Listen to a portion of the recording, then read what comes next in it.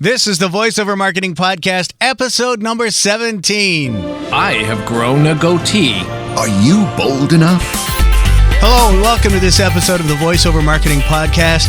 My name is John Melly, and this is the podcast dedicated to teaching in-depth and advanced marketing strategies for people in the voiceover and audio production professions. My goal is to help you make more money by showing you ways to leverage your time, charge more for your talents, and allow you to spend more time doing the things you want to do in your life. Hey there, it's John. Welcome to this episode. Thanks for spending some time with me today. I do appreciate it.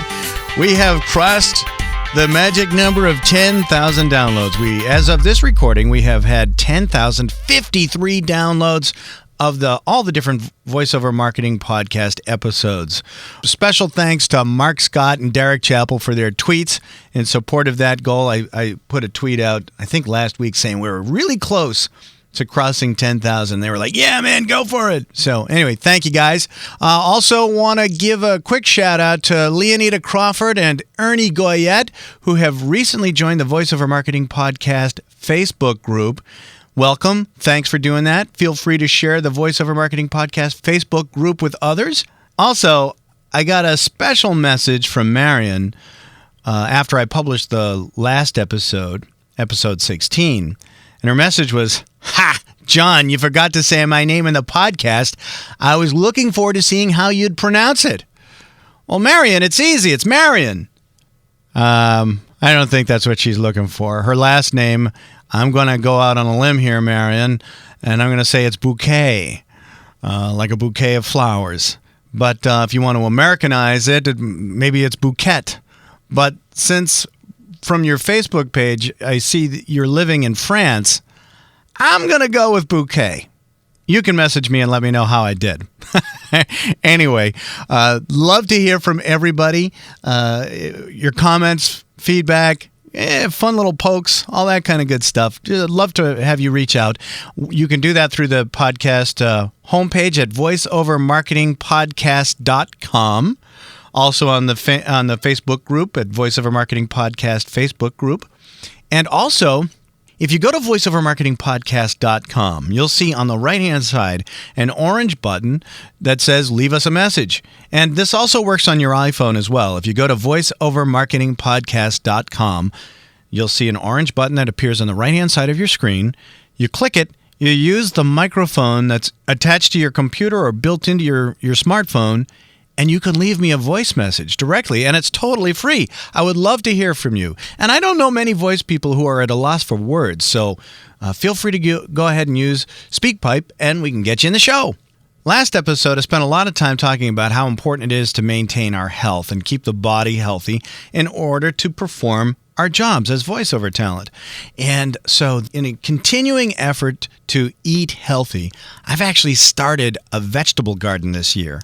I started broccoli plants from seed from broccoli seeds that I harvested from last year's broccoli. I just grew a couple of plants, and that was a lot of fun. And it was delicious, too. And I've got some potatoes. I've got red potatoes, russet potatoes, and purple potatoes growing. We've planted some pepper. I've got some purple pepper plants. Peter Piper picked a peck of purple peppers. Never mind the pickled peppers. All right, we'll stop. Peppers, green peppers, organic peppers, and also some organic corn. And I think Ann wants to plant some carrots, and we'll be doing some kale and all that kind of stuff. But it's a lot of fun. You kind of get lost in the activity as you're doing it. Never realized how attached I'd get to these little plants. It's fun. It's like I'm doing a dance over these plants. So that's what's going on. Maybe I'll take some pictures and put them up on the show notes for this episode. So episode 17, last episode in the opening remarks, I mentioned that I'm trying to move to a weekly format of the podcast. So this is episode 17 in an effort to accomplish that goal. And I'm going to share with you some thoughts about how to handle projects or clients that come to you with projects that you might have a hard time doing. It happens. So let's take a quick break. And when we come back, I will share some thoughts and a story with you. I'll be right back. Attention men, have you lost your back hair? Are you embarrassed to go topless on the beach because of unsightly bare naked shoulder blades? Are you tired of the chafing and itching caused by your shirts rubbing directly on your skin? If so, you need the Hirsutamax system. The Hirsutamax system is a clinically proven system to restore the lost hair to your back and arms caused by early adolescence, shaving, excessive use of hair removal creams, or silly laser hair removal treatments. Hirsutamax system clinicians are highly trained doctors who surgically transplant your own living hair from your thighs and calves directly into your shoulder blade and lower back areas using state-of-the-art digital technology in pristine portable surgical suites that can be set up in the comfort of your own home or office cubicle. Look and feel like a man again with your own living, growing back hair. No more embarrassing bald shoulder blades. No more chafing and stubble. No more creams. And no more lasers zapping your body. For special treatment package offers or to find a location near you, visit Hirsutamax.com.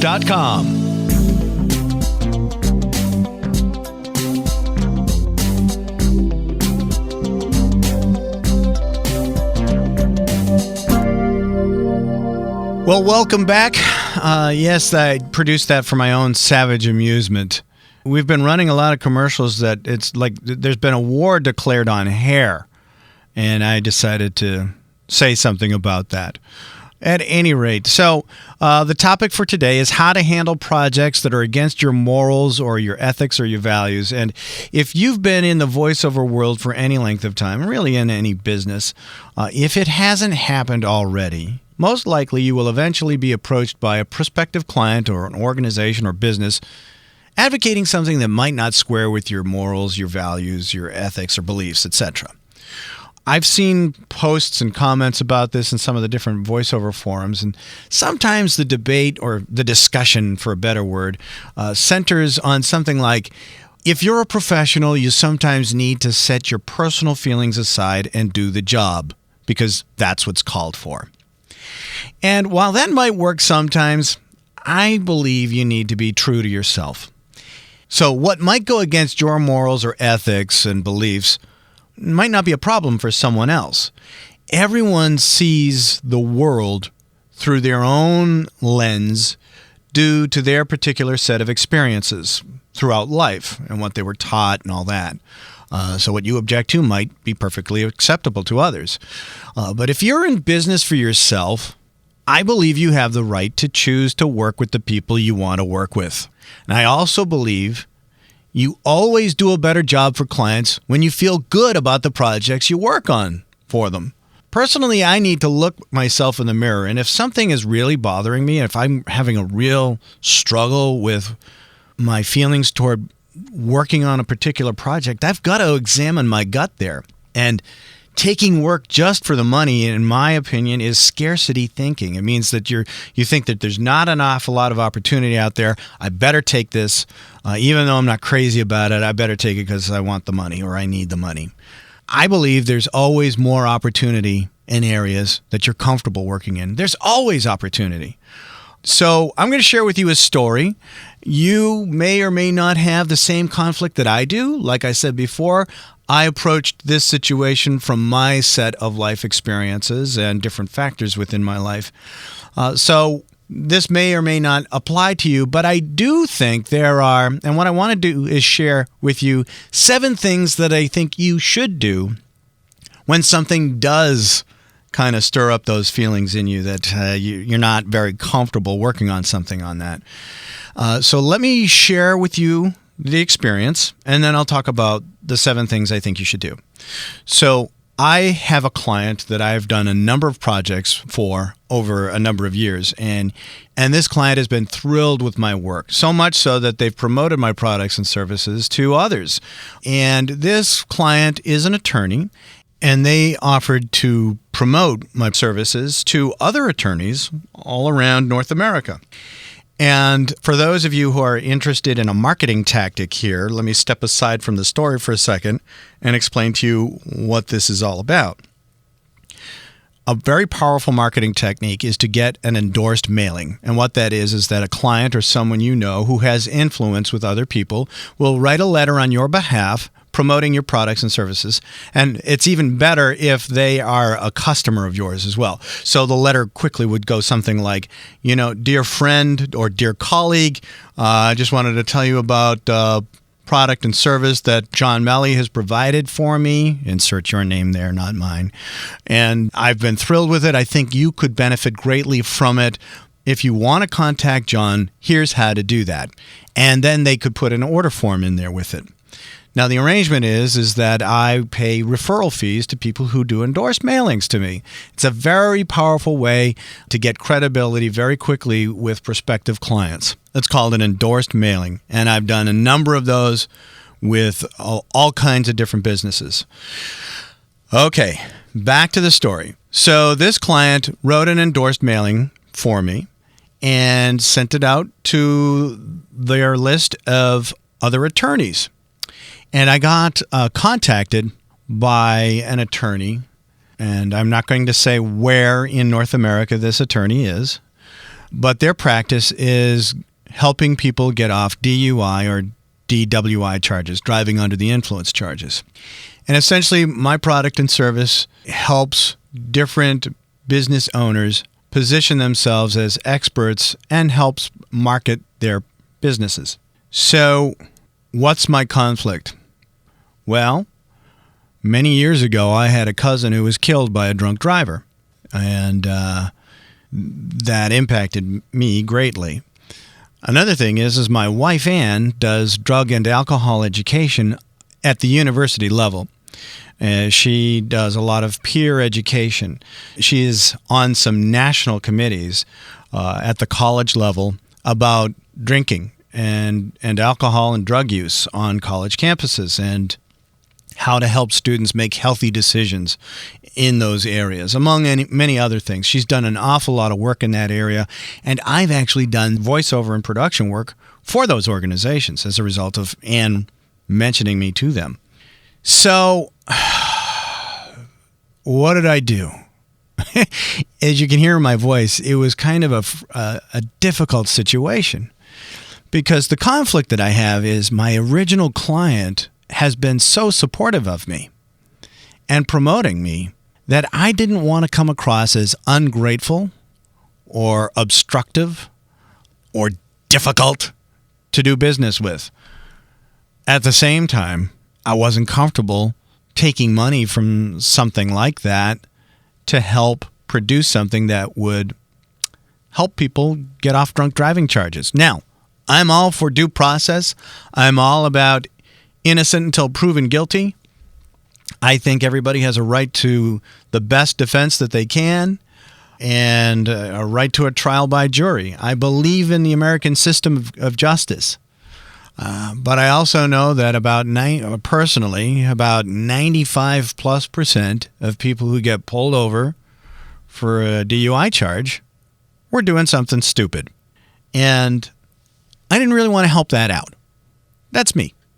And I spoke with Ann about it. I said, here's the situation. Now, you have to understand, Ann is a rock for my business. She is there. She's always supported me. She has gotten on a plane and taken some of her time to be with me at trade shows, to work trade show booths and promote my products and services to different audiences. She's done mailings for me. She's entered information into my database. Anytime I ask her something, she's like, sure, whatever you want to do, that's great. This time I said, here's the situation. And the question was that the only area of law that they practice? And I said, I believe that's the case. And she said, can I think about it? And that's all I needed to hear. I knew in my gut that I didn't want to do this project. But for her to ask to think about it and not just say, sure, go right ahead, that had never happened before. And I said, you know what? I just can't do it. And I shouldn't say what I just said, can't do it. I'm going to talk about language in a moment. But can't isn't something you should say. More on that in a minute. But when she said, can I think about it? I knew right then that this wasn't going to happen. I just needed to figure a way to have a conversation with the person that was doing the endorsed mailing for me. Kind of tricky, huh? Yeah. So here are 7 things you should do. First of all, determine how much of a conflict there is. That may sound simple, but I think you need to weigh a lot of factors.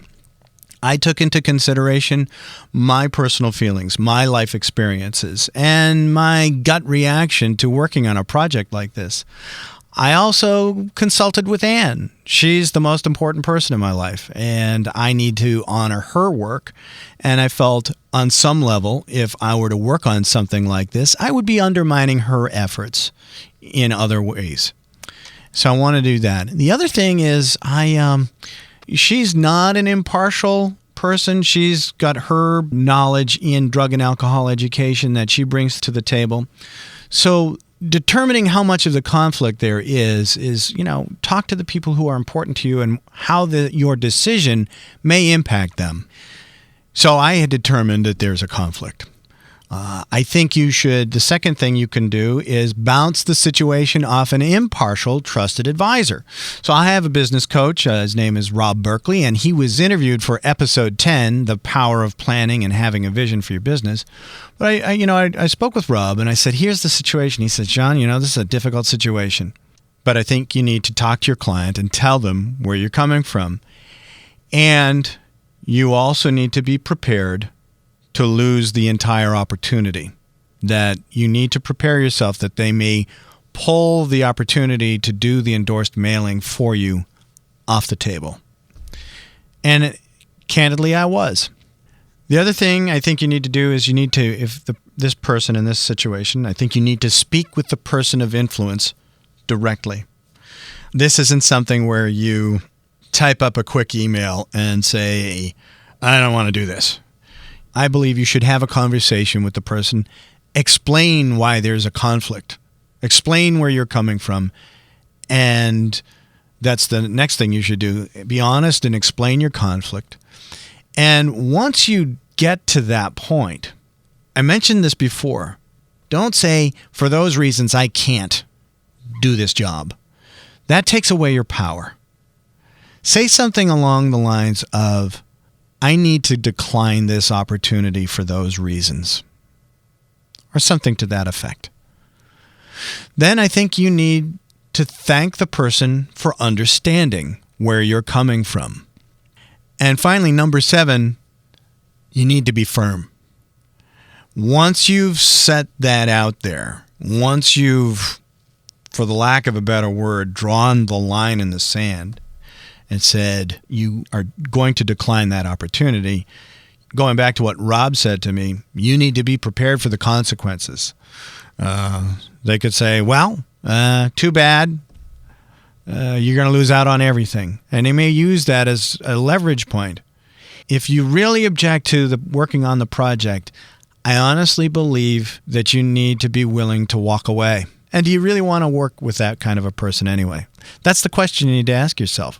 You may or may not have a problem producing stuff that helps promote that type of practice.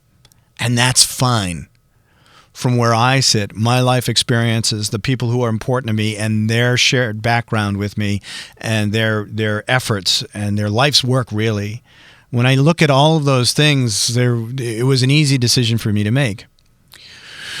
So what happened? So I picked up the phone and I called my client and we had a conversation, and I pretty much, and here's another tip for you. If this is going to be a difficult conversation, and they are, and these things happen, write a script. We're voiceover people. We know how to work from a script. Write out your notes. Make sure that you cover everything that's important to you. That way, because there's emotion tied with this, because there's fear, you don't know how the other person's going to react. To help you with your conversation, there is nothing wrong with writing out some bullet points, some copy points to work from when you're having that conversation. I did, because I wanted to make sure I hit everything I wanted to hit. So I picked up the phone, and this person is very, very busy. And they said, I'll call you at 4. Right at 4 o'clock, I got the phone call, and I said, hey, what's going on? And I explained the situation to them. And the conversation couldn't have gone better. The client said, John, this sounds like times when we get requests for us to work on certain types of cases. And we say, sorry, we can't help you. So even they choose their own clients. They're very selective with whom they want to work. That was so empowering to me. It was a great conversation, and I think the client, hear this, I think the client respected me more as a result of having the conversation. Because they said, you know what, I really appreciate you calling, because here's what I didn't want to have happen. I didn't want the client to hear from this other prospective person saying, hey, Melly doesn't want to help me out and yada, yada, yada. I didn't want my client to hear about this that way. I wanted them to hear about this directly from me. And the client said, thank you for calling me. They were perfectly fine with me saying, for that type of work, you can decline it. And if they get up in your face, just say, listen, I've had a conversation with them already. They're cool with it. Sorry, we're going to decline this opportunity. As far as I know, the endorsed mailing is going to take place next month, and we'll see what happens. So really quickly, here are the 7 things you should do. Number 1, determine how much of a conflict there is. Search your soul. Talk to people who your decisions may impact. Number 2, bounce the situation off an impartial, trusted advisor. Number 3, speak with the person of influence directly. Don't send an email. Number 4, be honest and explain your conflict. Number 5, don't use the words I can't, because that takes away your power. Say something to the effect of, for these reasons, I need to decline this opportunity. Number 6, thank the person for understanding. Number 7, be firm in your decision and whatever outcome may happen as a result of your decision. And the bonus, number 8, work from a script if you have to. So those are some of my thoughts on how you can handle projects that go against your morals, your values, your ethics. It will probably happen, and I wish you every luck in sorting those things out for you. And if you've been approached to do a project that kind of conflicts with how your gut reacts to something, I'd love to hear from you. Leave a message, make a comment on this episode at voiceovermarketingpodcast.com/episode 17. I would love to hear from you. Next week, I think we're going to do another solo episode, and I may discuss with you the idea that I had in a coaching call with a client of mine on the paper plate mailing. Something I haven't tried personally, but I think it's a nifty idea. So good that I want to share it with you next week. Well, that's it for this episode of the VoiceOver Marketing Podcast. If you like this podcast, please subscribe to it at voiceovermarketingpodcast.com so you'll get notices of new episodes, and please share it with your friends and colleagues in the voiceover world. Also, it would be a huge help if you'd like this podcast and rate it on iTunes to help keep it near the top of the list. Feel free to share your comments and questions about this episode and future topics you'd like discussed at voiceovermarketingpodcast.com. And if you'd like more information on one-on-one coaching with me and mastermind group opportunities where we focus on growing your business, feel free to drop me a line at my cyber assistant's email address at mike@johnmelly.com. Thanks for listening. Now go out there and share your voice with the world.